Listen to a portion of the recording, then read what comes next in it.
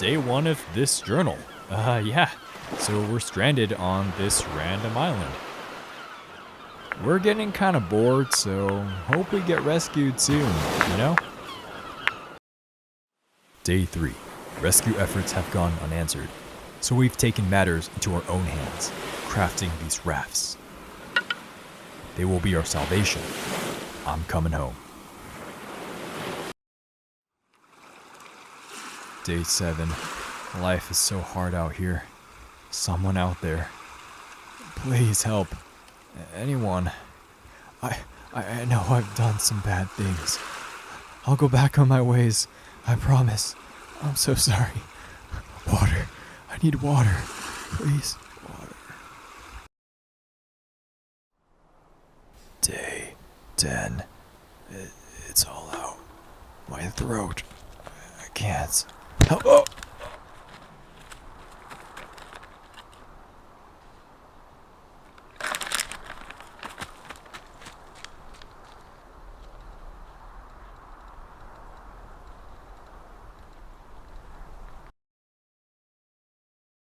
You're shipwrecked and on a tropical island with your friends. No worries, all you have to do is work together to get the hell off the island. Well, the problem is that you may only be friends until the food runs out. In this semi-cooperative game, players have been stranded and need to survive until they can build enough wooden rafts to escape. Okay, let's go ahead and hop into our own private island that is Hellapagos.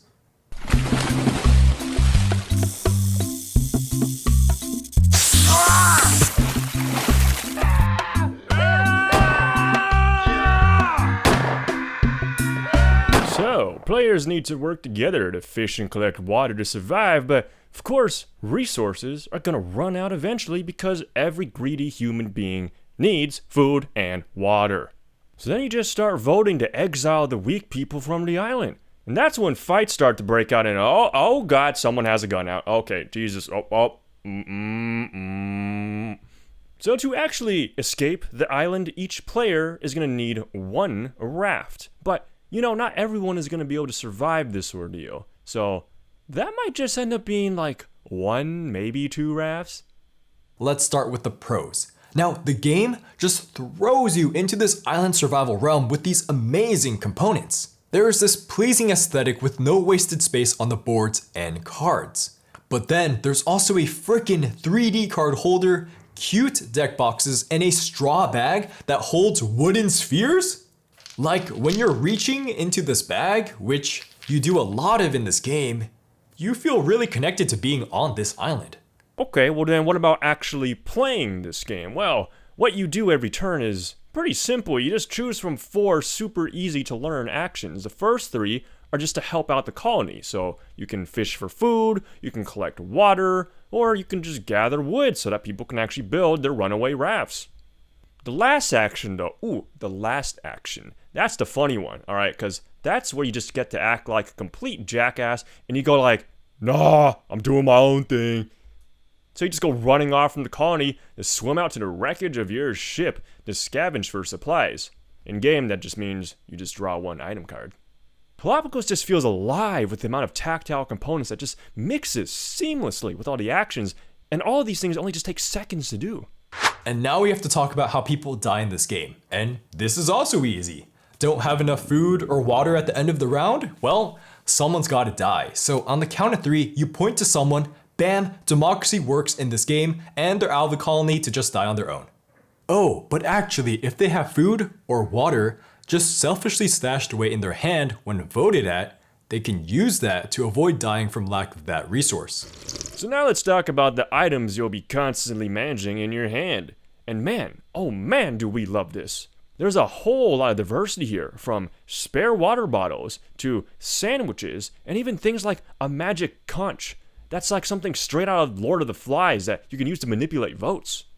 And here's the kicker, you can more or less play items just whenever the hell you want. So the fact that you can always choose how to play them makes gameplay super duper exciting. Because now you got a debate on whether you're going to use it selfishly, or maybe you're going to benefit the entire group. Oh, and here's one that has really gripped our attention, these sleeping pills. So first of all, this is absolutely hilarious, but second, there's a lot of really cool ways you can use these. You can just use them right off the bat, take some items from some people, or you can save it for later in the game when you know who your enemies are. And my god, they are going to be sleeping well tonight. There's also permanent item cards that also cement roles for the colony. And this makes politics more interesting because it's going to be pretty hard to get people to, hate against a guy that has an actual fishing pole that's super beneficial to getting food. But you know what? Okay, no, nothing is going to top the greatest item. The one that makes you go like, oh, I have power. And the instant some stupid idiot starts disagreeing with you, just shoot him. You just be like, oh, what'd you say to me? Blah, blah, blah. And don't worry, this isn't completely busted because remember, the gun needs bullets to actually work, which adds a lot of depth because you might have to make some deals to get those bullets from other people. Or you're gonna start barrel sweeping people and just pretend like you got one in the chamber. And on top of all that, you can get a metal sheet item that can protect yourself against these bastards with guns and bullets. And then to top off the absurdity, when the gun actually kills someone, all of the deceased person's items go to the killer, which leads to some really, really funny warlord situations going on. Now there's gonna be a time limit on how long the players can actually stay on this island. If this hurricane card is flipped at the beginning of a round, that means that that's the final round and players gotta leave before they freaking die to a hurricane. So there's always a fun uncertainty of turns as the game gets closer to the hurricane card on the bottom of the weather deck. As this deck gets smaller, you begin to worry more and more that, hey, we should build rafts or, we're all gonna die.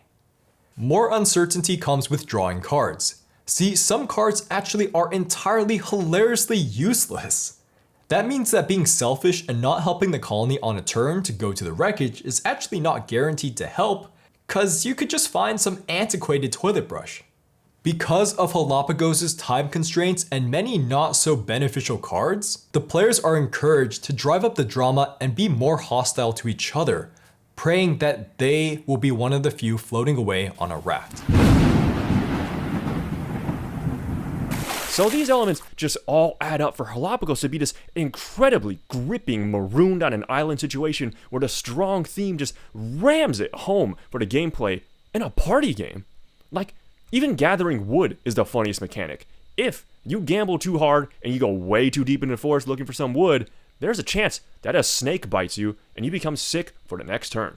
Other things we want to praise really quickly, you can play this game from 3 to 12 players. 5 to 10 players is the best player count, but the game generally runs true to time. In higher player counts, the game doesn't really drag either, cause there's always some type of drama or planning that involves everyone. And if you really don't like elimination in games, well, try out the variants that add a lot to the game. The Voice of the Dead variant lets dead players still vote in elections, which completely changes the approach to politics. Yeah, the dead spirits change the game so much that it's almost like you're playing like this entirely new game. You can't be nearly as cutthroat before with a gun. Rather, you need to be a lot more strategic with your killings, since the vote will never sway favorably towards you if you're the one that's being perceived by the group to be the villain. So now let's get into the cons, or what's going to make this survival game not so enjoyable.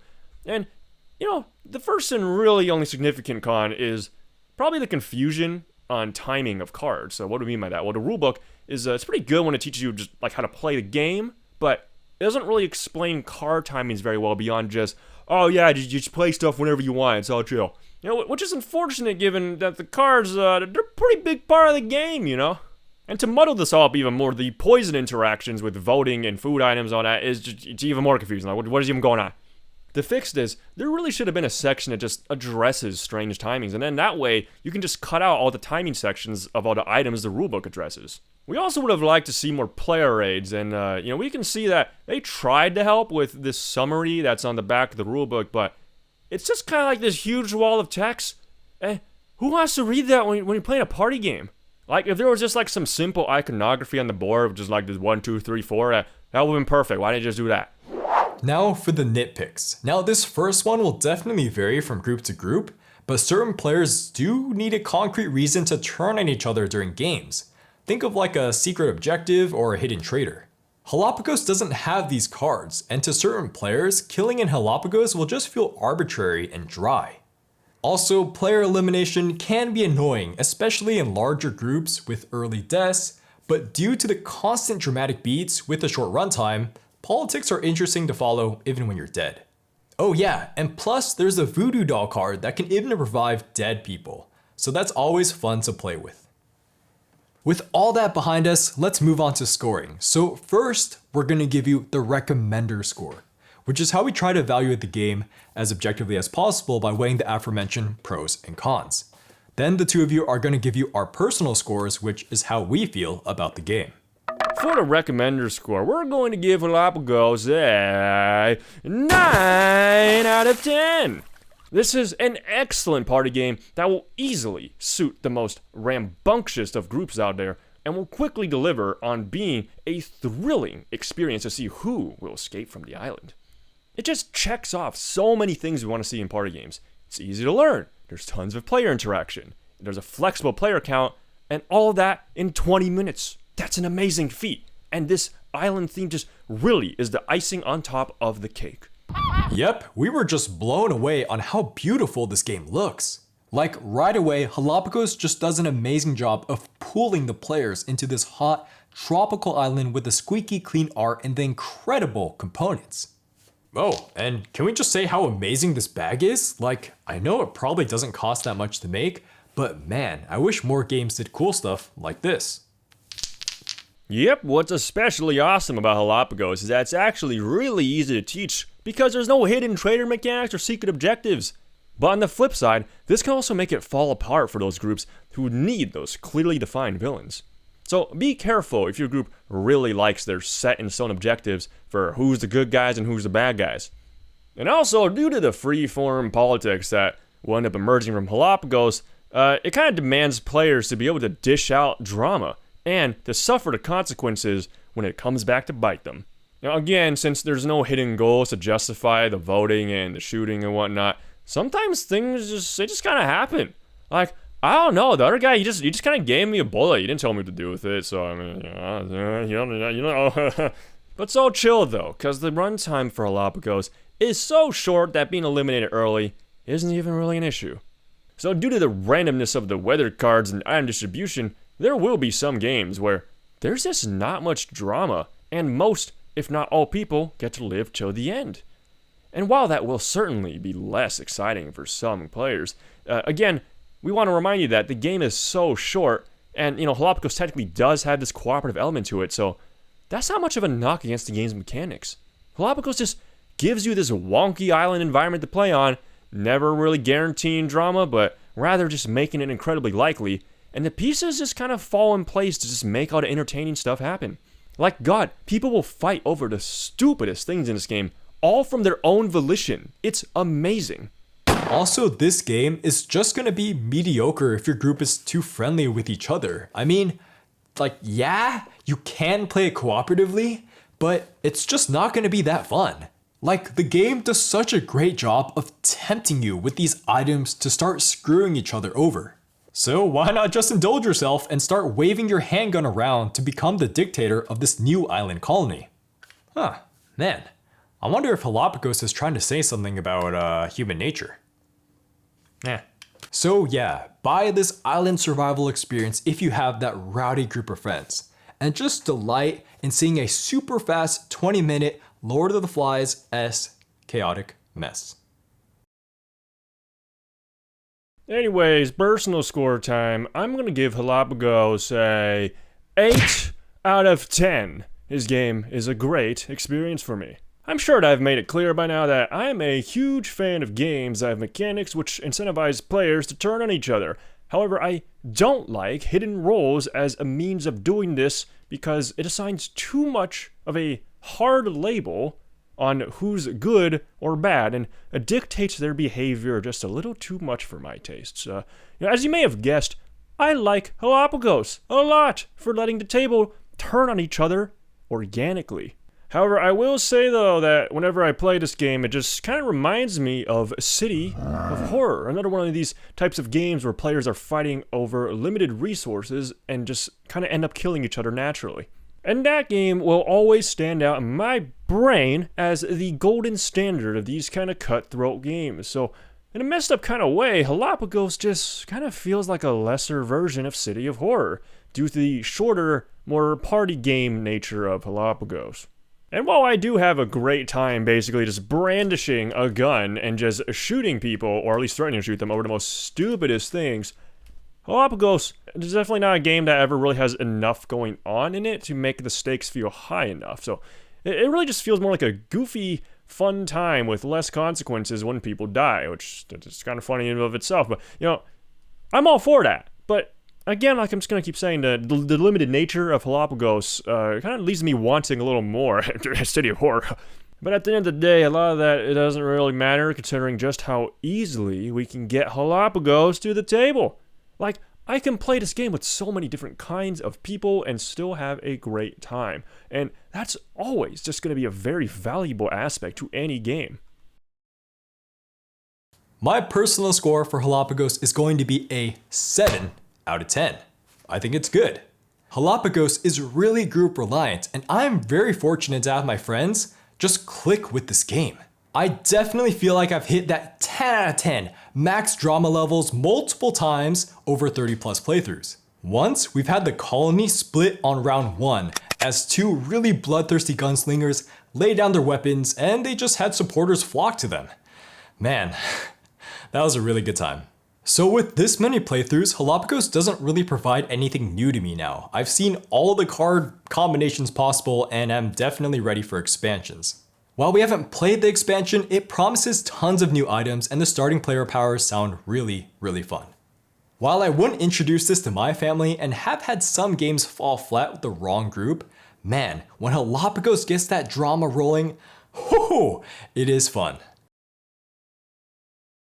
Well, thank you guys for watching this review of Hellapagos. As always, we have our patrons to thank: John S, Manuel G, Brian C, Clifford H, Aaron W, Max B, Boyra, and our 2 mad lads of cardboard, ZL and Jeff L. Thank you guys so much. For the rest of you out there, if you want to help support the channel, of course, check out the Patreon, but we also got a donation box below. Subscribe if you haven't, and ring the bell if you haven't got enough of us here at Shelfside. And leave a comment about games that you find interesting like Hellapagos.